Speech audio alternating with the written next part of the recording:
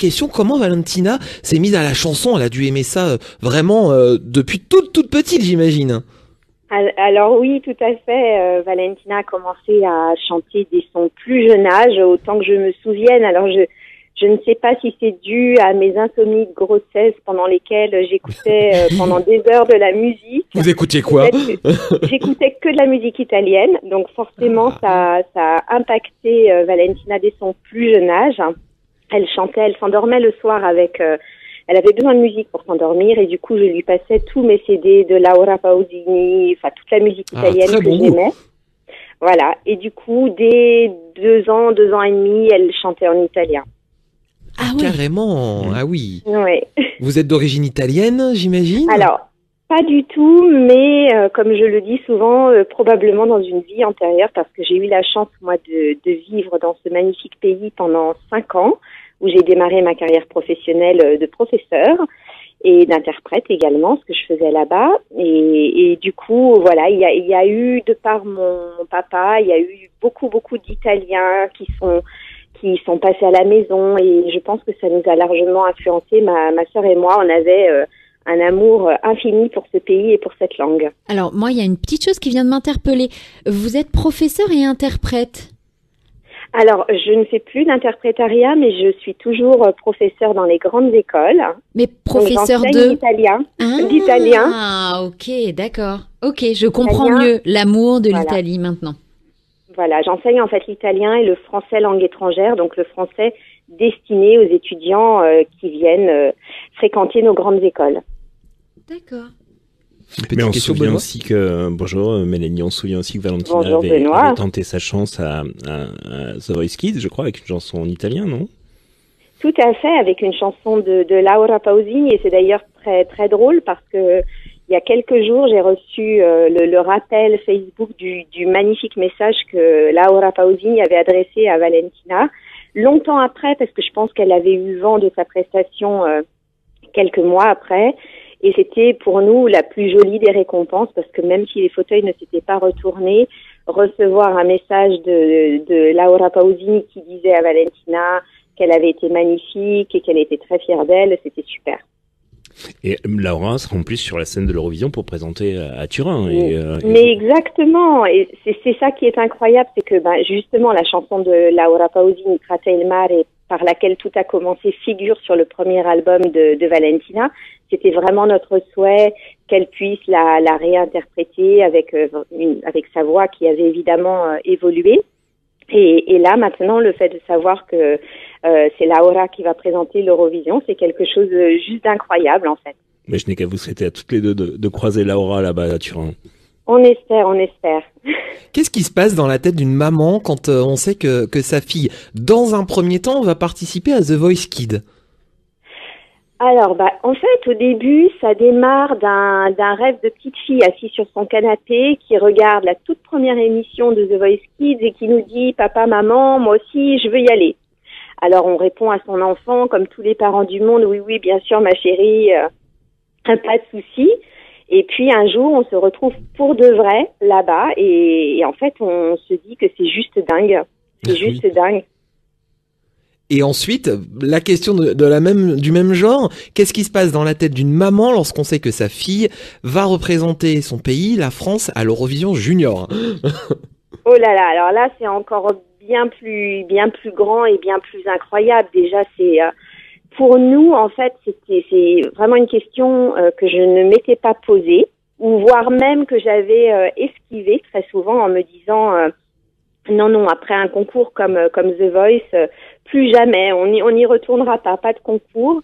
Et en fait, quand la proposition donc de l'Eurovision, de cette chanson, quand tout ça est arrivé, on y a vraiment réfléchi en famille. C'était une grande décision pour nous. On n'a pas dit, on s'est pas jeté à corps perdu. En fait, on avait quelques peurs, quelques réticences dues à l'aventure The Voice, justement.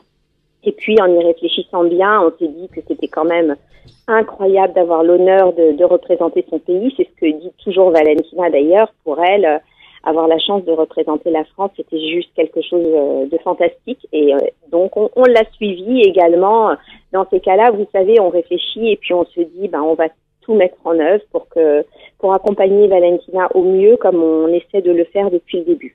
Et elle a magnifiquement fait. Le seul problème, c'était que quand elle a gagné, tout le monde était en studio à cause du Covid et chacun dans son pays, et on n'a pas pu vivre ça sur place.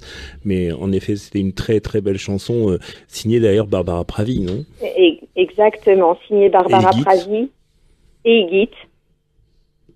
Et qui avait Iggy qui a tenté d'ailleurs de représenter la France à l'Eurovision en 2018 et Barbara qui a magnifiquement représenté la France en 2021 avec Voilà. Oui, c'est une grande famille au final. On se rend compte que c'était une chance finalement d'avoir rencontré Barbara et après d'avoir eu cette édition parisienne qui justement a permis de lever la frustration qu'on avait pu avoir sur l'édition de 2020 et pour nous ça a été vraiment un cadeau immense que ça se fasse à Paris et que Valentina puisse connaître cette ambiance Eurovision à laquelle finalement nous on n'avait pas eu le droit, même si des liens s'étaient créés à travers les réseaux sociaux et voilà, Valentina elle est toujours en contact avec les candidats de son édition. Ils se parlent beaucoup, ils ont des petits groupes WhatsApp et tout ça. Donc heureusement, les réseaux sociaux ont pu finalement pallier au fait que les candidats ne se voyaient pas. On est sur le thème des mamans, si je peux me permettre. On avait l'impression que Valentina avait une deuxième maman pendant cette période Eurovision. C'était Alexandra Redamiel qui était là pour tout cadrer et encourager la jeune chanteuse. Ah mais on a eu une chance incroyable. Quand je parle d'équipe, je pense à toutes les personnes qui nous ont accompagnés de près ou de loin et Alexandra évidemment en number one et Alexandra donc, chef de délégation de l'équipe française. Exactement, et puis c'est une femme tellement incroyable, tellement solaire. Je crois que c'était en fait Alexandra et Valentina la rencontre de deux soleils finalement, je peux résumer comme ça. C'est super, effectivement, et on a vu les larmes, effectivement, de l'une et l'autre au moment de la victoire de Valentina.